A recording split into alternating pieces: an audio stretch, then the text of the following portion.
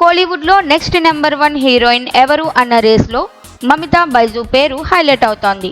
ప్రేమలు సినిమాతో పెద్ద పాపులారిటీ తెచ్చుకున్న ఈ బ్యూటీ తెలుగులో ఆలస్యంగా ఎంట్రీ అయినా కోలీవుడ్లో తన క్రేజ్ని బాగా నిలిపిపెట్టింది. ప్రస్తుతం విజయ్, సూర్య వంటి స్టార్ హీరోల చిత్రాల్లో హీరోయిన్ పాత్రలో నటిస్తూ పలు ప్రాజెక్ట్స్లో బిజీగా ఉంది.